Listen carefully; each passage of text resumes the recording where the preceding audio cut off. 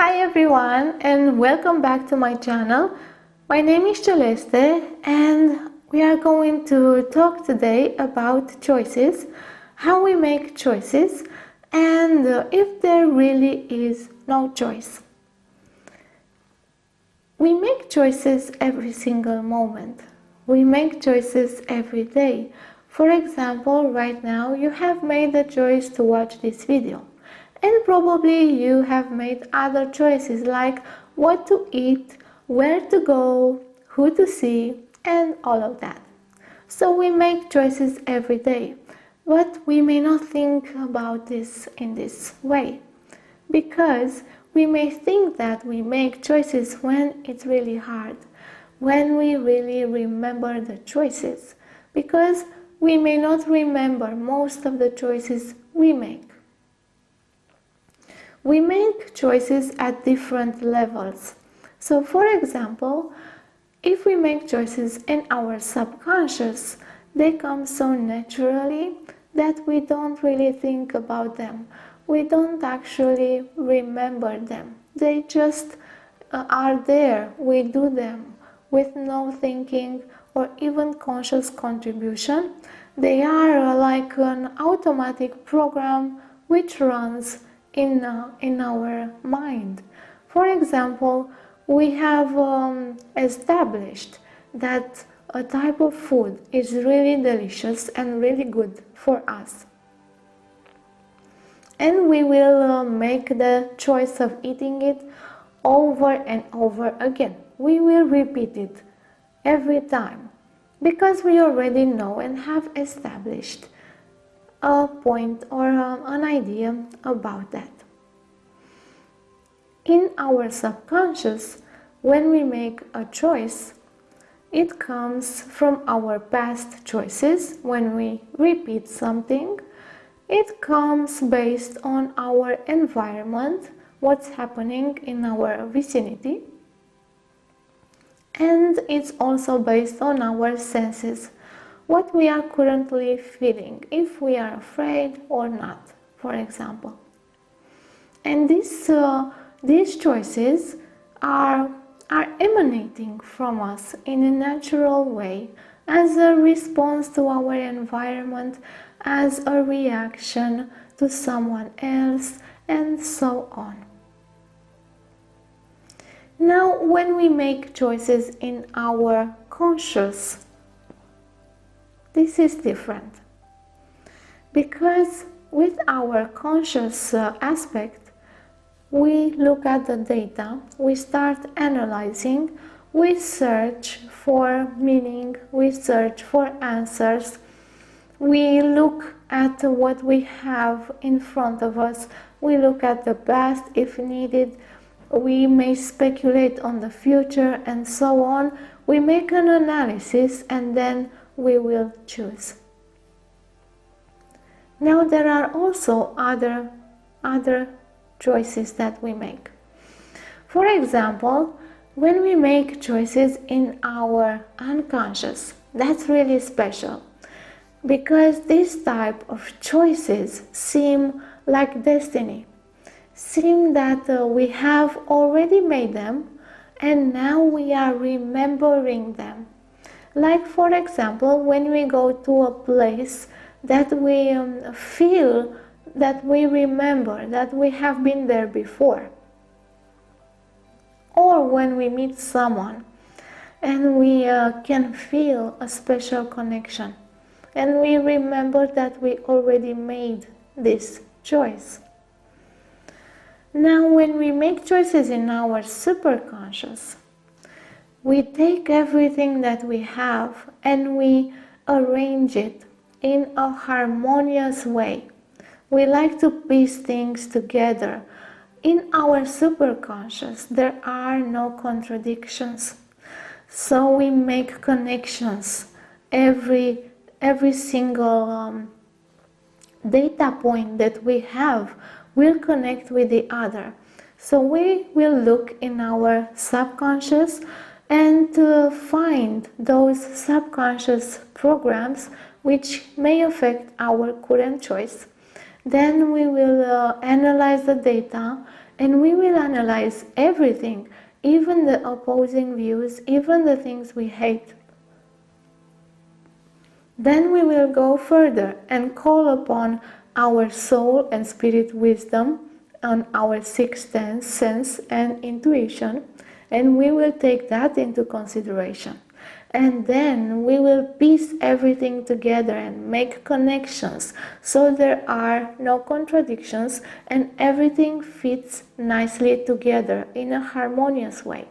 And then the choice actually makes itself as a response to this process. Now I am going to use these cards to illustrate choices. So we have a choice here, another one here, another one here, and another one here. This choice here is the closest to me and it is the easiest. So this will pose no threat to me and it will be so easy to make. It doesn't ask a lot of me. It is like free stuff. You just go towards it. Many people are attracted to free things, and that is natural, but the easiest choice is not always the best choice.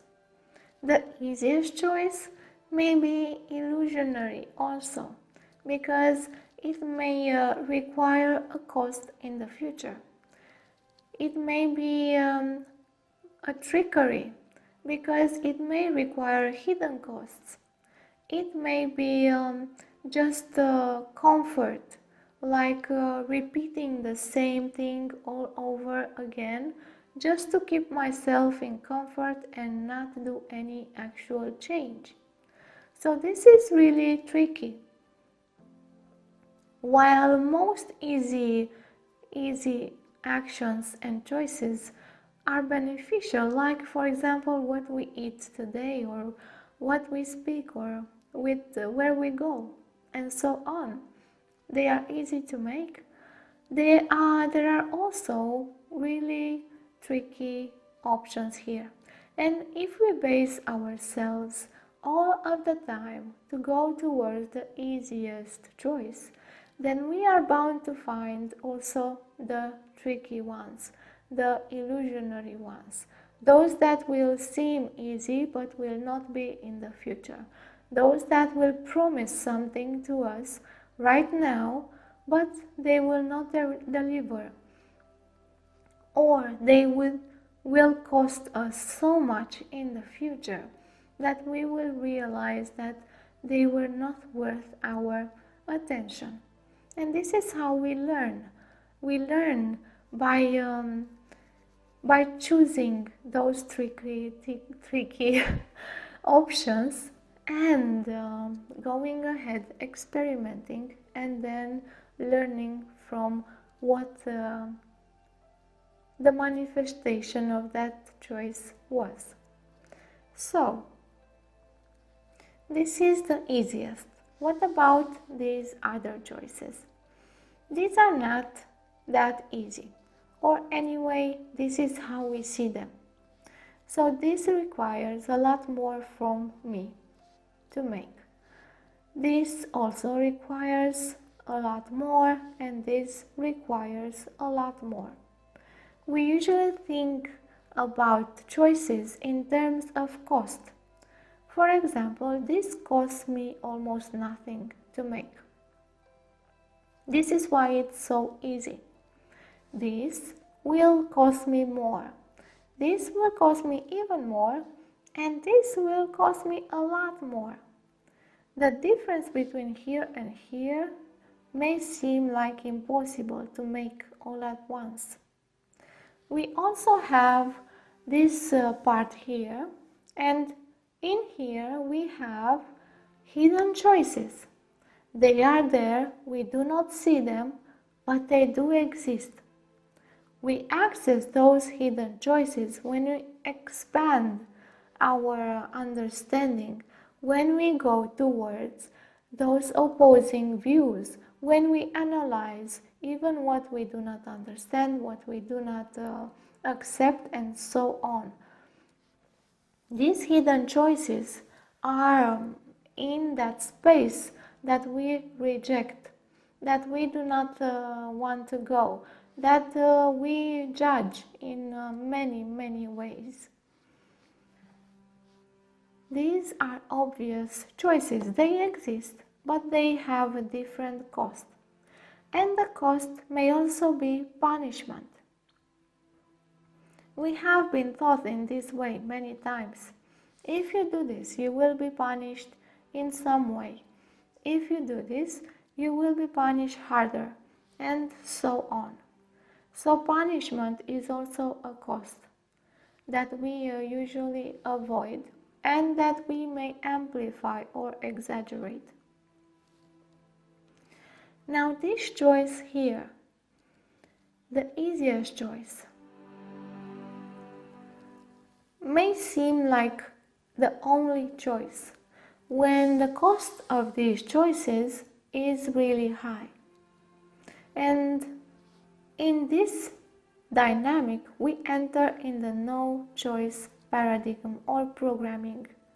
Because if we are concentrated only on one choice as being the best, as being the easiest to make, as being facilitated, even if we do not align, even if we are afraid to do this, even if we see there are risks, even if it doesn't feel right for us, we concentrate on this choice as the only choice.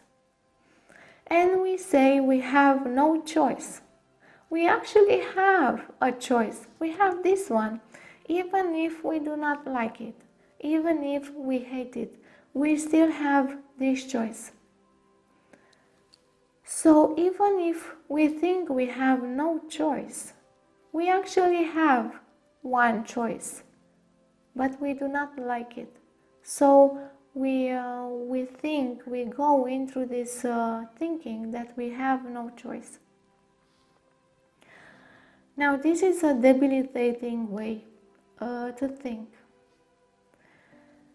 because it concentrates us only on one choice, rejecting the others or making the others seem to have an impossible cost. Rejecting the hidden choices, concentrating on only this one. And when this happens, we start to rationalize this choice. Because we think it's the only one, we start to motivate it. Even if we have no actual intelligent way to motivate it, we will find it. We will lie to ourselves. We will start to lie to ourselves and say that this is okay, that this is beautiful, that this is what we need, that this is the only thing that we can do, that this is the obvious choice, and so on. And we do this. We do this because deep inside ourselves, we know that we are lying. And it takes so much effort to lie to ourselves. It takes an immense amount of effort. This is why we start to motivate, look for data, look for people's opinions, and all of the things that will confirm and will assure us that this is the right choice, even if we know it isn't. This is how deeply we can hinder ourselves with this type of thinking. The worst thing that we can do here is actually harming ourselves, because we can also deny the harm that this choice has brought to us. Why? Just to be comfortable with the choice, so we will not feel guilty, so we will be okay with ourselves, and because it is really such a hard thing to accept the truth sometimes. To accept that we have made this and it has been wrong to us. It has brought us pain and suffering, and we can actually hide that pain and that suffering. We can try to make it beautiful and better and lie to us ourselves over and over again while we are harming ourselves. This is why it's so debilitating. This type of dynamic, it's really debilitating, because at one point it will start harming us. Now let's give an example so you can simply understand this. We have a person who is in an abusive relationship, and this person doesn't want to do anything about it, and it denies being abused. It says it's okay, that maybe they are deserving this, or whatever motivation they can muster, because they feel in a comfort zone here, and they think the other options are not available or simply too painful to take. They have a high cost. So this person actually makes the choice to stay here every single moment. We may have this thinking that this person has made this choice a long time ago, but they are actually making this choice every single moment because they are choosing to stay here and do nothing about it. Instead, they are lying to themselves, thinking this is okay, that this will change.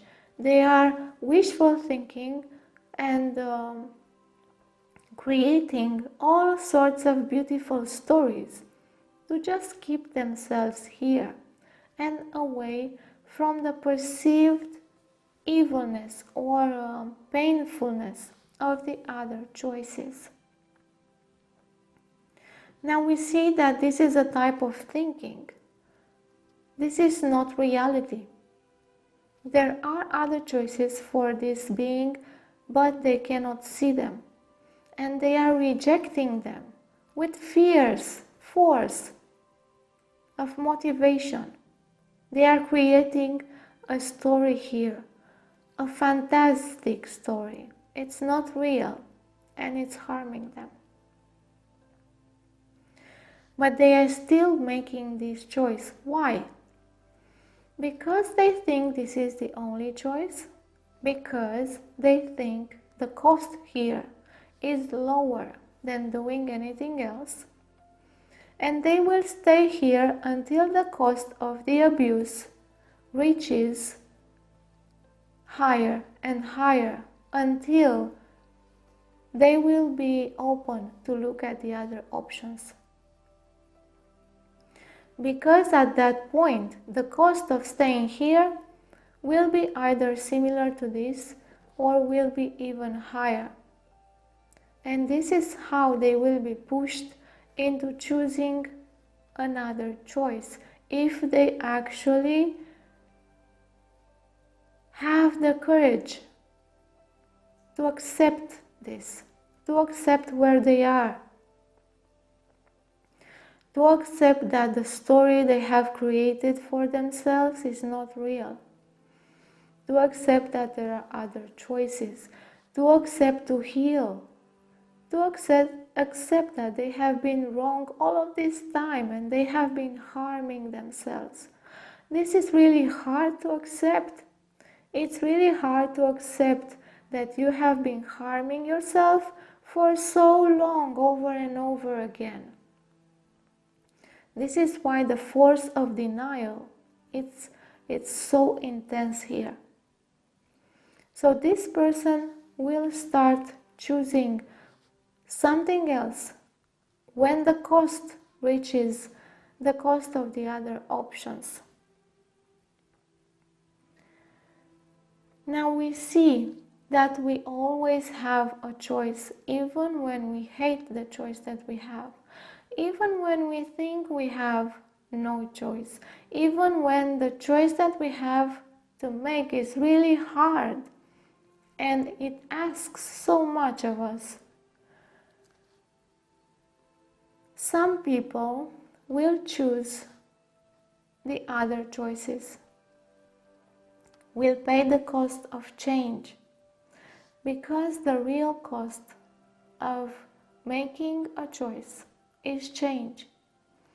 This choice asks me and asks this person in the abusive relationship to change. This one asks a lot more change than this one, and this one a lot more. So the cost is our change, personal change. The person here in the abusive relationship waits and hopes that the environment, the relationship, the other person will change. And this is why they make no change. They are not willing to pay the cost of inner change, of self-transformation. And this is why they remain here until they have no other choice but choose something else. Because they are in the paradigm, in the programming of no choice, they will stay here until again they will have no choice but change. And again, they may complain about that no choice, about that necessity to change as being painful. Because it is. So a person who thinks they have no options, no choice, they will live in this for a long time. And they may apply this to all of the choices they make in their lives. As I have demonstrated here, they will choose this even if it's not in alignment.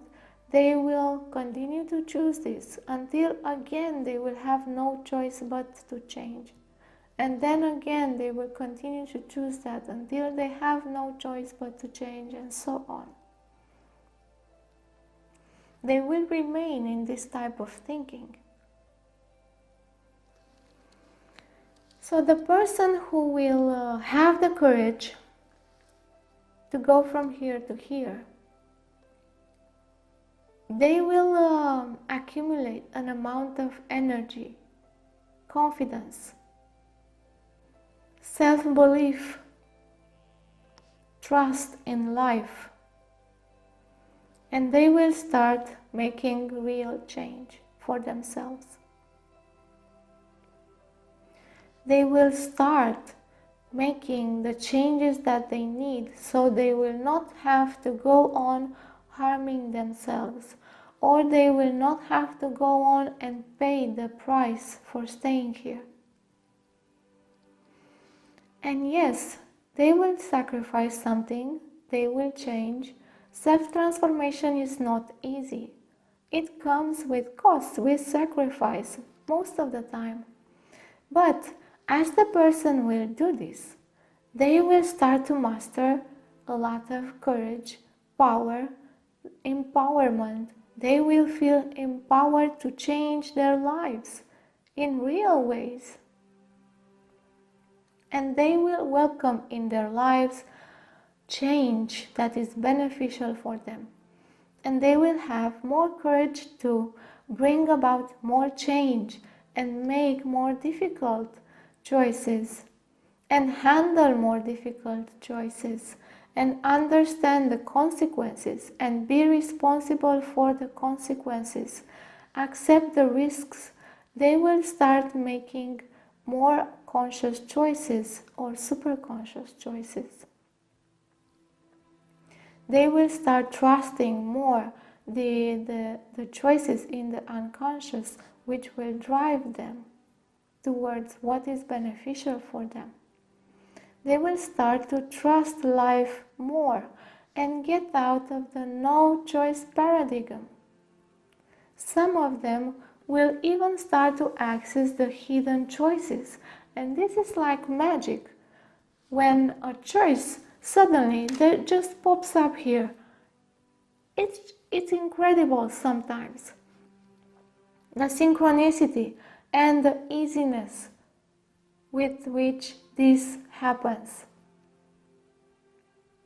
It will get easier and easier as you do this, as you get out of the paradigm of no choice.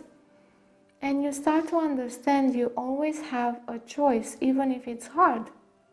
And you start to give yourself courage and all of the abilities and the tools that you need to make those choices. Then everything starts to change in your life. And you see life in a different way. You are no longer so helpless. I'm going to stop here. I hope this has brought you clarity on this subject. If you like this video, please consider pressing the like button, the subscribe button if you haven't done this already, and push the notification bell. And I hope I see you next time. Bye!